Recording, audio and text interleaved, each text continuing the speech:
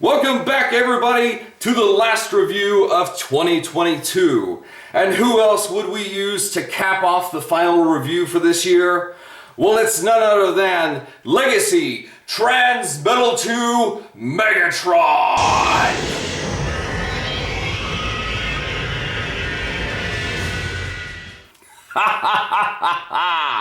Yes! This boy right here is my second favorite character of all time, in probably the form I like him in the most.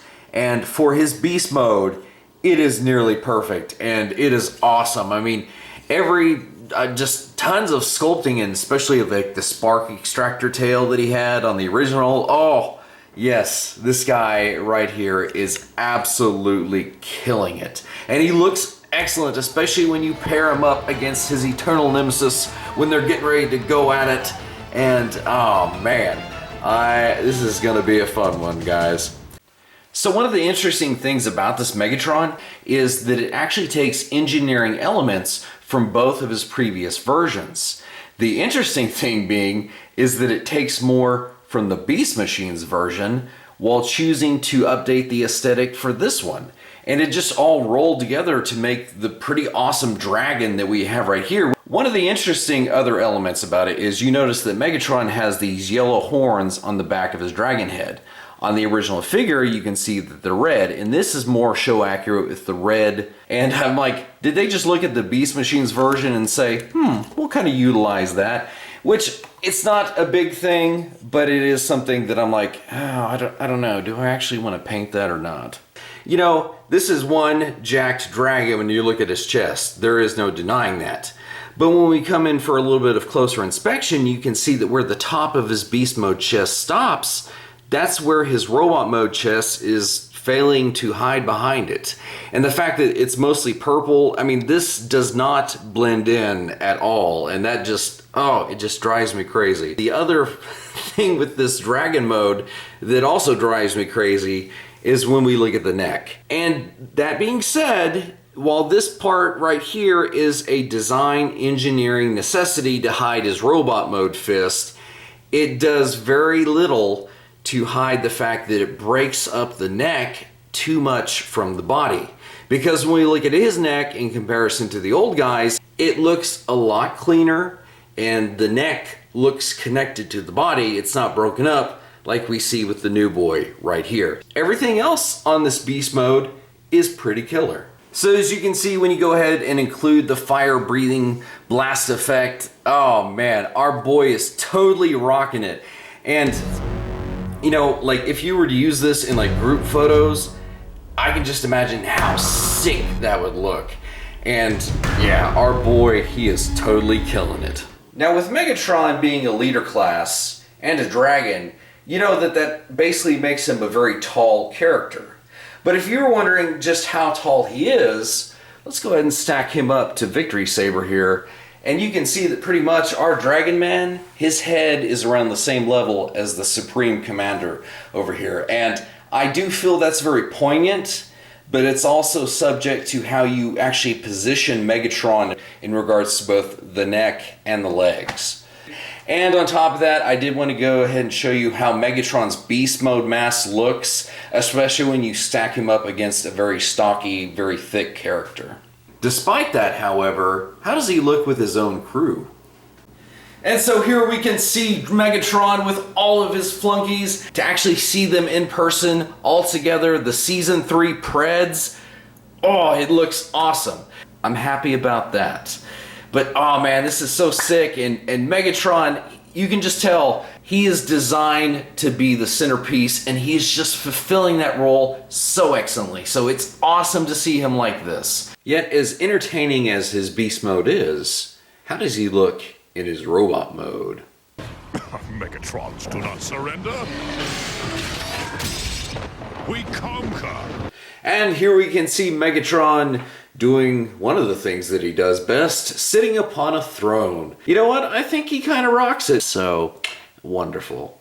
Anyway, guys, let's see some more interesting features about this guy.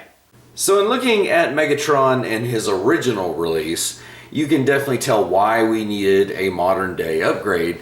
Now, one point that everybody is asked about is why is his face like that? Because throughout the majority of the Beast Wars, his face pretty much looked the same, and as you can tell, his dragon face looks nothing like his animation model.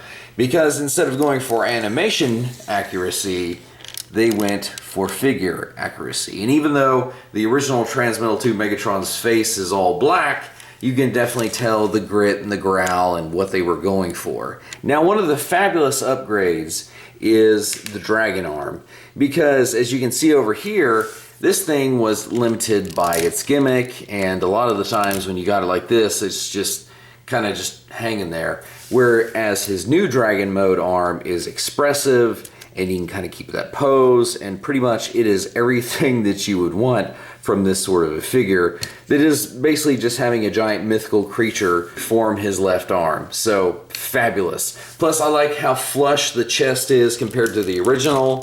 For every iteration of the Dragon Megatron that they have done, the boy has rocked a dragon tail ponytail. And it just kind of gives like Megatron this kind of weird, funny quirk in his most powerful form, and I love the fact that on this figure, it's still a thing.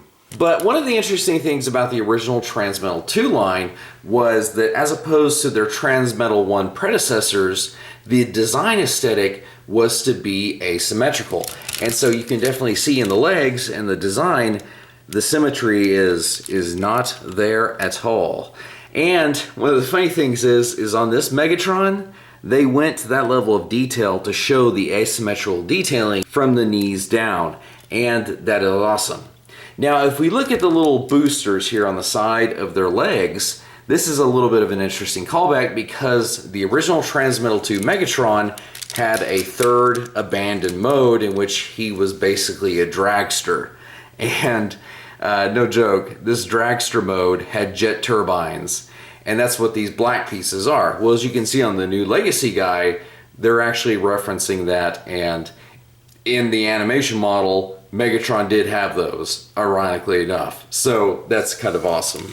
Now, what would Megatron be without his eternal nemesis to square off against? And the thing is, I'm actually surprised that Megatron is shorter than Optimal Optimus. Now, in the show, in their Season 3 forms, they were generally about the same height. Now, that probably lends credence to an argument that I've made before, that we need to probably get a Legacy update of Optimal, because when you're comparing the Power of the Primes version of him to the Legacy Megatron, this is looking pretty clunky compared to his streamlined aesthetic, which it could go either way if you wanted to display them together, because it's not a terrible clashing of styles, but it is a little bit telling. And here we can see these two titans going at it like they always do, and I gotta say that it is really kind of cool just to finally see these guys in probably their most powerful forms. And for Megatron personally, the boy has some amazing posing capability, especially whenever you show him in his own dreams being triumphant and victorious, as of course he always does. I am Alpha and Omega, Optimal Optimus. Now and forever, until the end of time. And of course, we had to come back to Megatron with his Predacon forces in robot mode. And the thing is, Megatron himself, Inferno, and Waspinator are shining like diamonds. However, that does have the adverse effect of making these four guys look kind of bad. And I mean, it's no fault of their own. I mean, they're original Beast Wars figures, and we don't have updated versions, so you know, how much crap can we actually give them? But it does bring to mind something I brought out in Inferno's video, is that Megatron is going to have a little bit of competition in the fact that there is going to be a leader class version of Tigerhawk coming out. So that'll be kind of nice to see those guys square off. And this guy's rival, Silverbolt, is going to get a Voyager class figure. So take into consideration, the only version of Quick Strike that we have is this guy. And Silverbolt's going to be about the same size as Inferno. So, you know, if we're going to get one Fusor, I'm hoping that eventually we'll get this boy's update. Personally, I'd rather have a Dinobot update, but that's just me.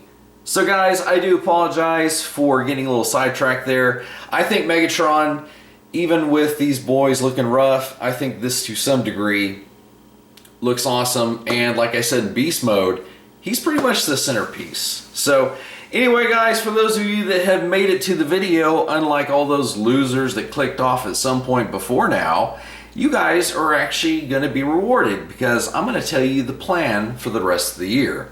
Now at the beginning of this video I said it was the last review, but that is not the last video for this year.